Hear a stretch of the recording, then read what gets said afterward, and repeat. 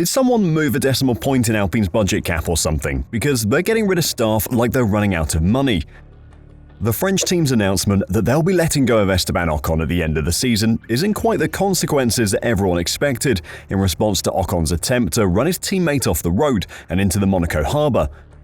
Of course, after 5 years at the team and no sign of a repeat of that shock win in Hungary in 2021, this might just be the natural end to a pretty uneventful partnership.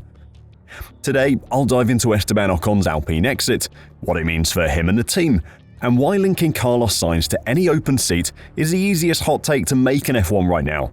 So don't go anywhere.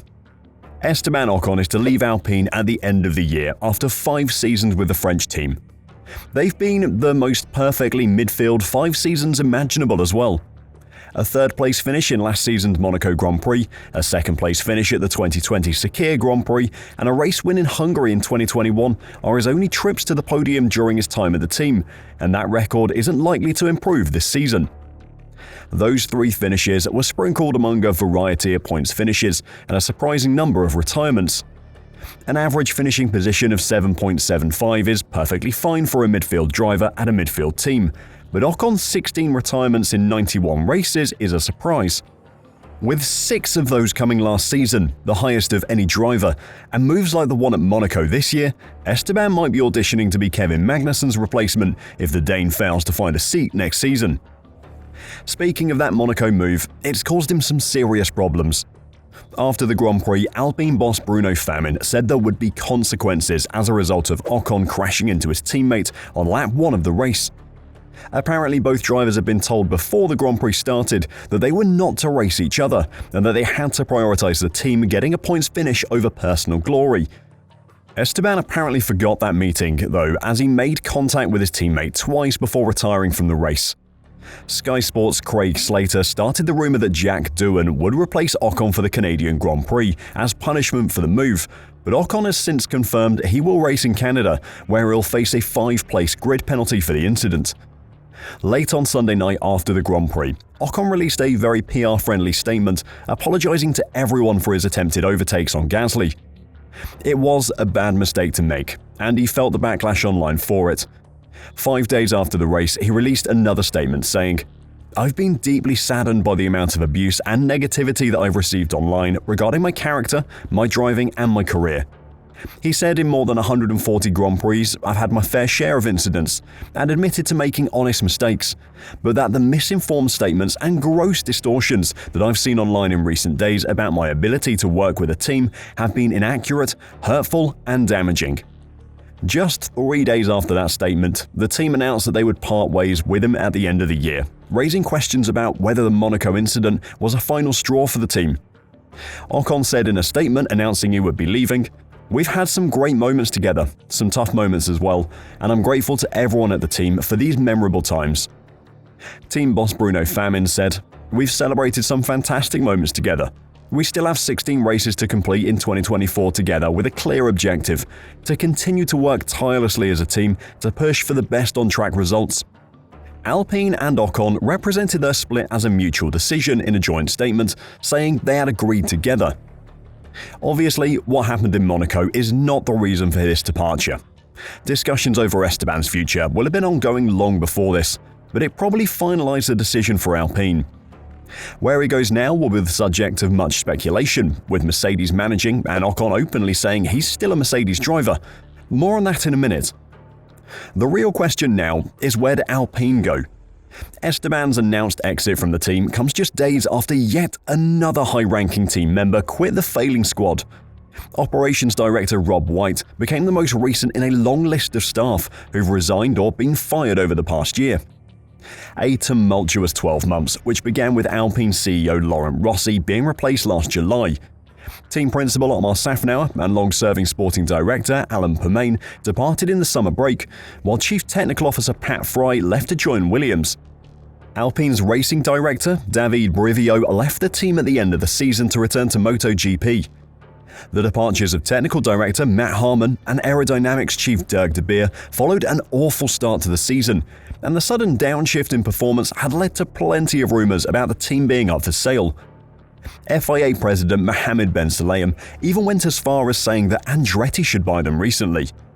We won't know that any sale is happening until it actually happens though, so for now, it's best to assume they'll still be called Alpine next year. Replacing Ocon shouldn't be a problem for Alpine. They have a promising reserve driver in Jack Doohan, who will be cheap to promote and shouldn't cause any problems if their decline continues. There's also a wealth of drivers on the F1 grid who are still out of contract at the end of the season, meaning Alpine can core upwards of 10 experienced F1 drivers if they want. However, with the instability that has rocked the team in recent seasons and serious concerns around their longevity in F1, they aren't going to be the top on anyone's wish list. Of course, the current hot property on the market, Carlos Sainz, is already being linked with the team. Linking Carlos Sainz to an open seat on the F1 grid seems to be the cool thing to do at the moment, as every podcast, blog post and tweet features some mention of the Spaniard and an empty seat.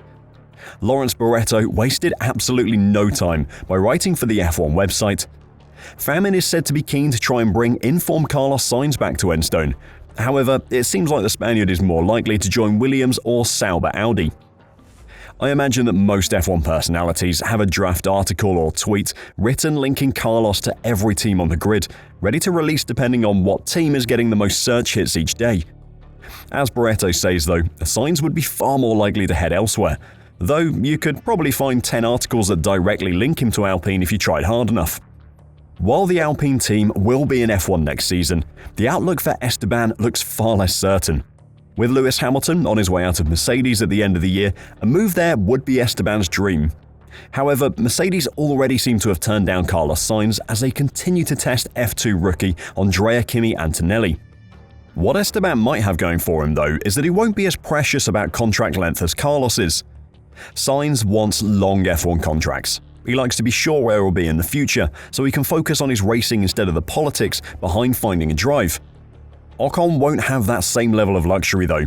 He isn't as exciting a signing as the soon-to-be ex-Ferrari driver is, and doesn't offer the same level of performance. If Mercedes were to offer him a one-year deal, giving Antonelli another year to cook in F2, then Esteban would probably take it. Interestingly, that would create a straight shootout between Ocon and Russell. The English driver is out of contract at the end of 2025 and has looked good at Mercedes, but probably not the next Hamilton, which is what he was billed as earlier in his career. Mercedes could pair the two together and whichever performs best could get the contract extension, paired up with Antonelli for 2026 and the new regulations. An unfortunately timed announcement of an announcement from Red Bull created some wild speculation around Ocon's departure as well. Red Bull took to social media on Sunday to proclaim an announcement is coming soon, only for Alpine to reveal Esteban Ocon is leaving the team.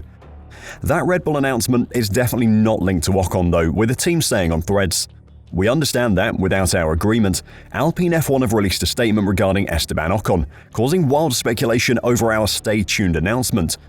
The continued beating of the dead horse, which is Oscar Piastri's famous tweet, was probably not needed, but it did end any talk that Ocon is on his way to Red Bull, which would have been a huge shock. Unfortunately for Esteban, he just isn't that exciting a signing.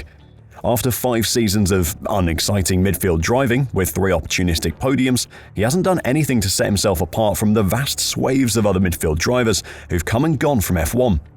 Despite being an experienced F1 driver and plenty of seats available, he might find himself as the last man standing when this season's game of musical chairs ends. Do you think Alpine has made the right decision by not renewing Ocon's contract? And is there a place for him on the current grid? Let me know your thoughts in the comments down below, and make sure to like and subscribe to stay up to date with everything happening in F1. Until next time, drive safe and bye for now.